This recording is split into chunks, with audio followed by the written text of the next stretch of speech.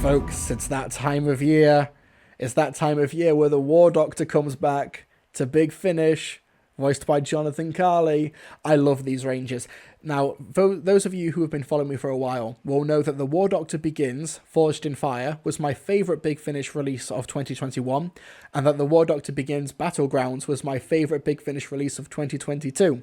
So to say that I am hyped for the future of the War Doctor range is an understatement. And now we have Comrade in Arms, Volume 5. We've got a trilogy of stories from a trilogy of writers. We've got A Mother's Love by Noga Flasham, Berserker by Timothy Exatak, and Memnos by Phil Mulrine. And for those of you who are very astute will recognise on the cover, we've got Case here, who is the Dalek Berserker hybrid played by Ajaz Awad, who was last seen in the Warbringer box set a couple of years ago. So this is like a pseudo follow-up, a pseudo sequel to that box set, where we follow Case, who is working for Veclin, played by Beth Chalmers, who is a recurring character in the Time War Big Finish universe.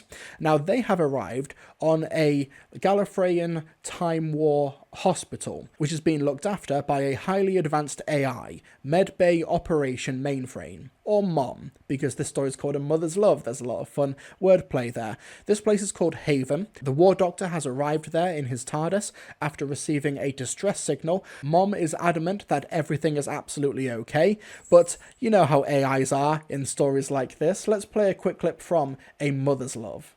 I presume you're not alone here. There are usually 3 Time Lord residents. My caretakers, Kayla and Corso, and... Dad? Speaking of... Dad? I saw a TARDIS appear in... Oh. Hello. Doctor, this is Runa. Runa, this is our guest, the Doctor. Is Dad not back from Gallifrey? Not yet, but you can say hello, Runa. Don't be rude. Sorry. Hello. Hello there. Are you really a doctor? It is something of an old name. It's not a very good one, then. Runa. What? It's a hospital. Can you imagine if someone called for a doctor and he'd show up? Only he's a doctor of... cheese or something. I'm sorry. It's quite all right. She's not wrong, actually. Runa is the caretaker's daughter. Both her parents are attending to matters off-station and left her in my care. Runa, be nice to our guest, please. It's nice to meet you, Runa. Nice to meet you too. Are you injured? No, actually, I'm here because... The Doctor is here to help me deal with my communication system. There seems to have been some sort of malfunction on my part. I'm responding to a signal. What kind of signal? I'm not sure. A glitch in my internal memory unit is unlikely, but not impossible. My primary attention will be required for a full maintenance check. I could prepare a retirement room for you in the meantime. I don't mind waiting here. Oh, it's no trouble. I'll let you know as soon as I'm done. Oh, Mom's got a lot to hide. And it's a great performance as well from Georgia Mackenzie, who plays Mom and a bunch of medbots over the course of the story. We're basically dealing with a character very similar to the autopilot from Wall-E. So A Mother's Love is not a particularly groundbreaking story. You know, there's a lot of themes here and a lot of inspiration from 2001: A Space Odyssey, from Wall-E, you know, things like that. You know, but it's a very good ground to cover. You know, there's a reason sci-fi and fiction has covered this ground so many times. It's because it results in some really good atmospheric, intense stories. And to see the Doctor thrown into one of these is really, really cool, really refreshing. And Jonathan Carley, as usual, is doing a fantastic job as the War Doctor, as played by the late, great John Hurt. Now, I do think that while A Mother's Love and some of the other stories over the course of this box set aren't the most revolutionary, it's not the most inventive or some of the more original and genre-defying stories that we kind of expect from Big Finish's Time War range, I can forgive it because of the theming. The Comrade in Arms is Case, played by Aja Awad, who winds up crashing with Veclin on the space station, on the hospital ship, and starts having adventures now with the War Doctor. She becomes the Doctor's Comrade in Arms, aka his new companion. And the War Doctor, for this set, does get a companion in Case. And I think that seeing what a companion is in the Time War is really fascinating, and Comrades in Arms uses that, uses all of those implications, uses the story potential of that premise of what a War Doctor and companion dynamic is, to great effect. It can turn a story similar to like Berserker by Timothy X. Attack, which is essentially a horror story, almost like akin to a slasher story. We'll talk about that more in depth in a moment, but it can take, genre tropes that we're quite familiar with, but it's the character stuff with the Doctor and Case that makes this a really refreshing and interesting box set. And I liked Case in the last box set that she was in The Warbringer. But, she wasn't a particularly, huge standout character. But in Comrades in Arms, she's been really well fleshed out, and her dynamic with the Doctor and Veclin and the people she surrounds herself with over the course of this box set is really, really interesting. I love this dynamic. I love what Big Finish does with their, original characters. Like we're seeing with the new 11th Doctor range with Hebe Harrison for the 6th Doctor. They are, knocking them out of the park when it comes to these original companions who we never see on screen, who we will never see on screen, unfortunately, because we're not going to be getting any TV stories in the Time War, unfortunately. But maybe it's for the best. Maybe the audio medium and our imaginations is where this is best suited. I think that Comrades in Arms, as a box set, it's sort of like in the middle rung of the War Doctor Begins set. But the fact that it's still a terrific box set generally, because the standard of the War Doctor Begins box set is so astonishingly high, it's just kind of testament to the range here. They're doing so well. One reason why the box set Battlegrounds was my favourite of last year was because of the story Rewind by Timothy X. Attack, and he comes out swinging in this one with the Berserker. Basically, Sunspire was a planet that was destroyed by the Daleks decades ago. A few of its people still exist, and they are now on a rescue mission to go to one of the last bunkers of the Sunspire people, where their genetic code is hidden in a basement and a locker in this facility.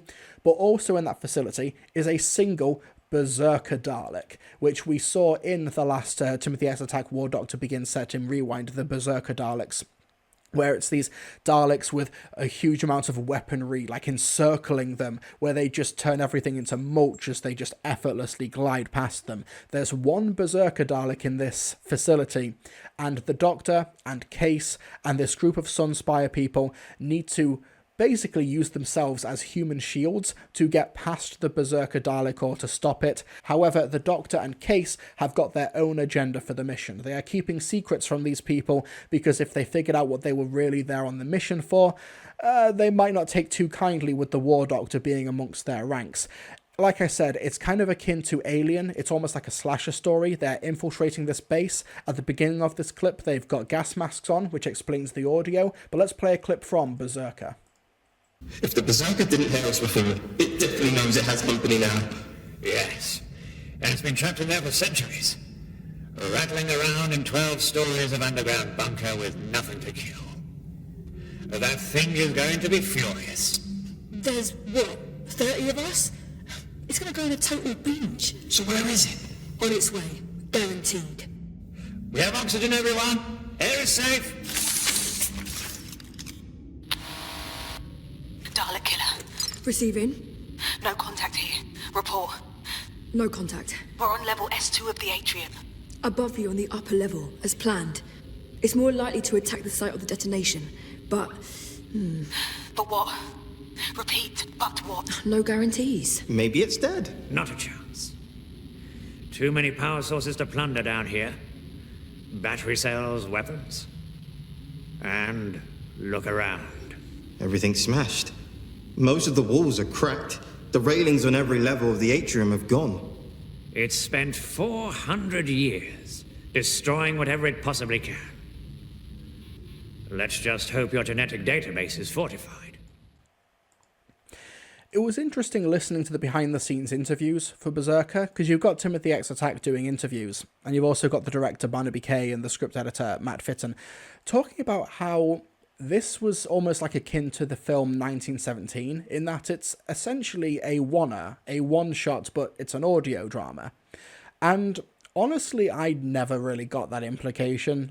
It just seemed to be progressing linearly, like most of these box sets do. For example, in A Mother's Love, there are scenes which are implied to be happening at the same time from each other, because Mom, the AI, sometimes she needs to direct her primary attention to one thing. She gets distracted and she has to go to a different scene, so she can be in multiple places at once, but the fact that her attention is being diverted is here we go, here's the scene transition. So I felt like A Mother's Love was doing something very, very similar, but when they were talking about it for the interviews in Berserker, they were really pressing that point. And if that was how it felt when recording it, if that was the approach that they took when editing it, awesome stuff.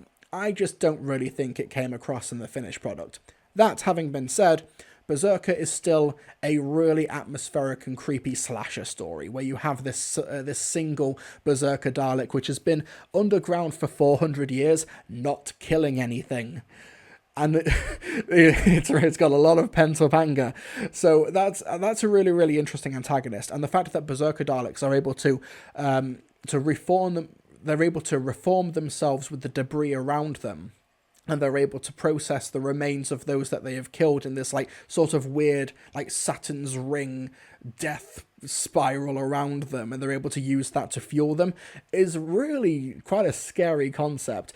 And because it's able to regenerate, they throw grenades at it, it blows up, and they're like, okay, we've got 4 to 5 minutes now to go to the next level of the facility, to open up the next door, to do the next stage of the plan before it reforms, and then we have to destroy it again. There's like continuous ticking clocks, which gives Berserker a real pace to it. It's really snappy.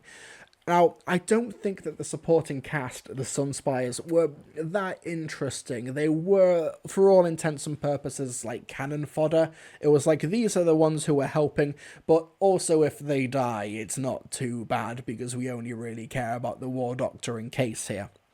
So that's a little bit of a hindrance.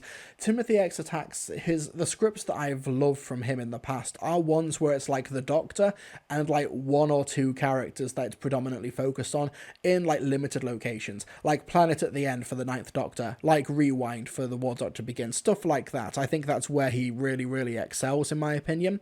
Berserker is drawing on a much larger canvas because you've got a much bigger supporting cast. You need to, of course, feed characters to the Berserker Dalek, otherwise there's not really that much in terms of stakes. Like, oh, you've got this Berserker Dalek that's a literal killing machine, but oh, it's not killing any. Like, I understand the corner that they've been written in, and I don't think Timothy X Attack has really gone to great lengths to flesh out the supporting cast, which is a little bit disappointing, but I get it. But it's, the rest of it, the stuff where it really, really counts, where it really matters, is the relationship that's growing between the Doctor and Case, and that's really cool. The way how, like, how the War Doctor, he's got some great monologues and some great speeches in this story, wonderful dialogue, and Jonathan Carley does an amazing job talking about what it means to have war in your veins, to be born and forged in fire, shall we say. And how it means he can't have a proper Doctor-companion relationship anymore. Or if he can, it means that the companion is severely compromised. Case is a Dalek cyborg hybrid, born from battle, born from Dalek tech, who is, in A Mother's Love, she gets spooked by someone, and just out of instinct, she starts like arming up her arm cannon, and like she needs to be like coerced and talked down out of it. So, like, she's on edge all the time, and that's not a stable or safe Doctor companion dynamic. And the War Doctor knows this, but he's cripplingly lonely, and he's sort of working against his better judgment, his better instincts, because he made a promise, of course, as the Doctor, and he rejects that name now. He rejects and has broken the promise, but every fibre of his being wants him to uphold that promise and keep that name again. And when you have a companion who's similarly forged in death and conflict, they should complement each other, but the Doctor hates that they do. And it's so good. Great dynamic, and Berserker ends in a sort of cliffhanger for Case, which leads into Memnus by Phil Mulrein. Now, Memnus is a secret Time Lord project that only a few people in the higher echelons of Gallifrey know about, where they record everything that's happening in the Time War in order to preserve it. You can go there and you can go through the old memories, you can go through the old civilizations that have been lost to either the Time Lords or the Daleks in this war. The Doctor thinks that going to this place is going to help Case get back in touch with her humanity, to the humanity that she lost before she and the War Doctor first met each other. However, because Case is so special and vital to the Dalek cause, the Dalek time strategist, played by Nicholas Briggs, does not want to let her slip through his grubby little appendages and tentacles. this metaphor's a bit played out. But anyway, so the Doctor is trying to save Case from infiltration within these recorded planets that have been lost to the Time War, including what could be Case's original home planet before she was converted by the Dalek. But someone reaches her first. Let's play a clip from Memnos.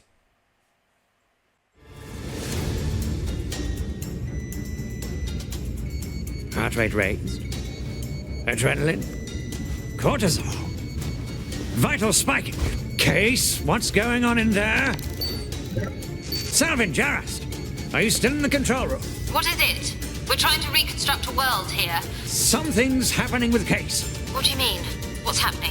Can you access what she's experiencing inside the Memnos landscape? Spy on her? Just tell me how to do it, Salvin.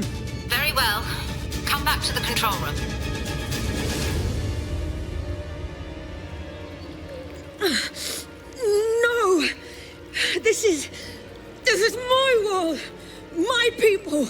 And they destroyed it! So I am not a Dalek! On the contrary, case 412289.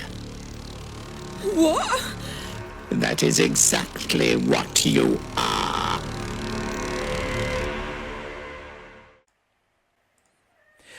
I just love how good Nicholas Briggs is as the Dalek time strategist. He's clearly having so much fun playing this very intelligent and very different version of a Dalek. It's so good.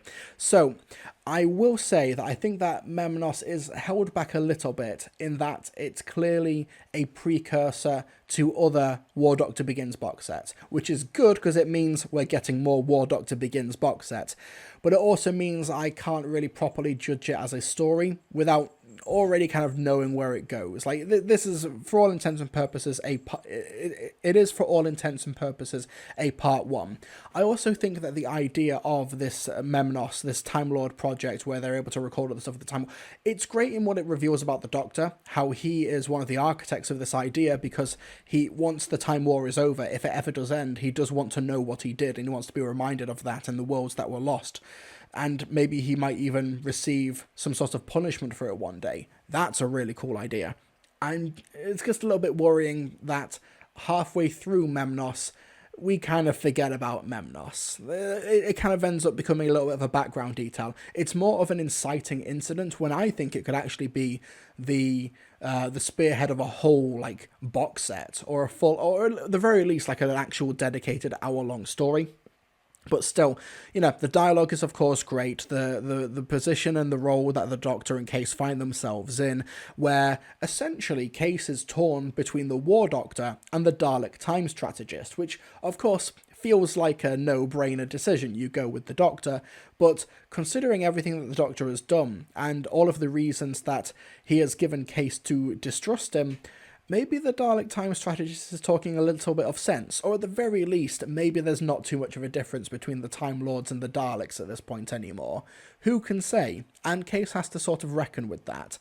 I love how the story ends, where it basically allows the story to have its cake and eat it too, when it comes to the gut punch of the ending, where the Doctor is able to make a decision and it's not copped out, even though it does lead into a cliffhanger. I can't really say, like, without spoiling anything, but I'm very intrigued for where the story goes next. I really am looking forward to what happens with the Doctor and Case, because obviously they butt heads for a lot of this story. But I think Jonathan Carley and Asha Awad have great chemistry with each other, great back and forth. It's such an unconventional Doctor-companion relationship, but I want to see it developed further. I really do. I love all of the story implications and the character concepts that are being bandied around in this box set, and I'm glad that we're getting more of it. I just hope that in the case of, like, Memnos, they don't get, oh, here's an awesome setting, an awesome idea that could be a story. Psych, let's kind of make that a background detail for the second half. I don't want to mark the story too much down because of that, because it's still terrific, but that was kind of like my slight disappointment for the end of the box set. But like I said, really looking forward to where the box set goes next. Another great original companion from Big Finish in Case.